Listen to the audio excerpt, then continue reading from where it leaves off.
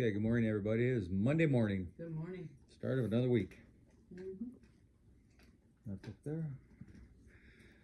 We are in a three-part parallel. Today's the second part of religious leaders challenge Jesus' authority.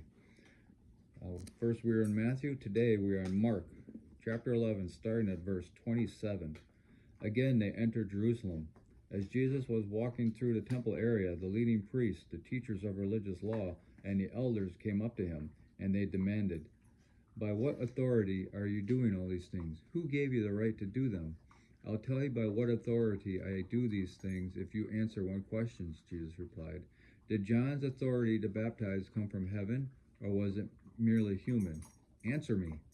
They talked it over among themselves. "If we say it was from heaven, he will ask why we didn't believe John. But do we dare say it was merely human?" For they were afraid of what the people would do, because everyone believed that John was a prophet. So they finally replied, "We don't know." And Jesus responded, "Then I won't tell you by what authority I do these things." And now the commentary for Mark. The religious leaders were in a quandary. They wanted to trap Jesus with a question that would show him to be either a blasphemer or a weird fanatic. Instead, Jesus had countered their question with a question about John the Baptist. Now they would have to try to save face. They had not stood up for John or tried to get him released. John had irritated them just as Jesus was doing. You can find that in Matthew chapter 3, verses 7 through 10. Always cloaked in self-interest, these religious leaders were only concerned about position and reputation. They weren't looking for the truth. In John chapter 3, verse 19, Jesus summed up this attitude.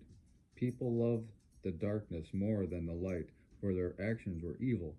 People who reject Jesus' claims have a greater problem than intellectual doubt. They are rebelling against Christ's control over their lives. They try to ask tricky questions, but don't really want an answer. Sincere seekers, however, will find the truth, and that is in Matthew chapter 7, verses 7 and 8.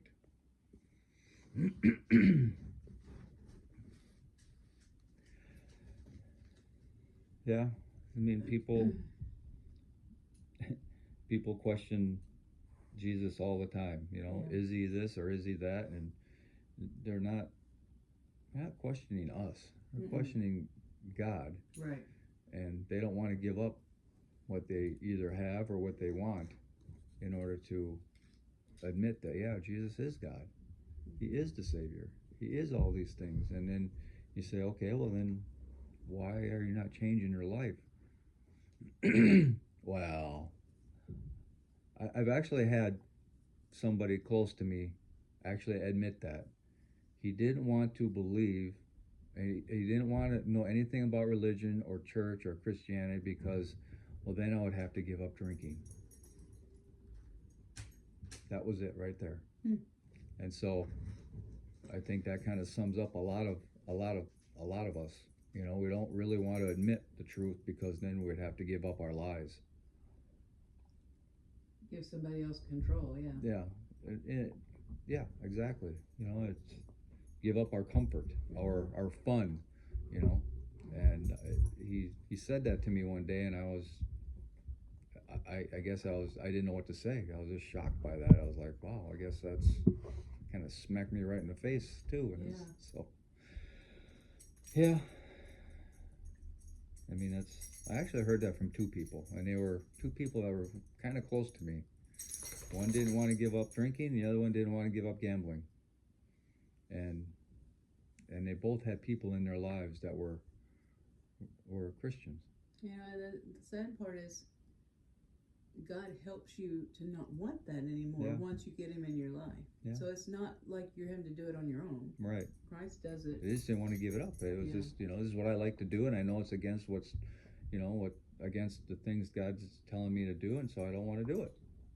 Yeah. I don't want to give it up. And so,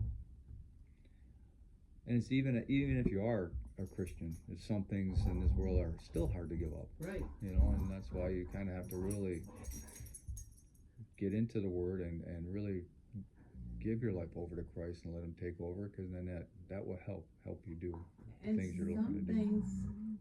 Maybe some things that are hard to give up and that you should give up.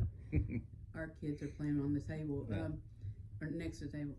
It's stuff you wouldn't even consider as being bad. Yeah. It's just something that you put over Christ. Yeah. Anything that you put over Christ in your own personal life is a hindrance, and God will help you to work through that, and He'll help you remove it from your life. You won't have to do it by yourself. Right. Okay, so we have for today, and I think next time we get together, we're going to finish this. It's a 3-part. We'll go into Luke next time. All right, we'll talk to you later.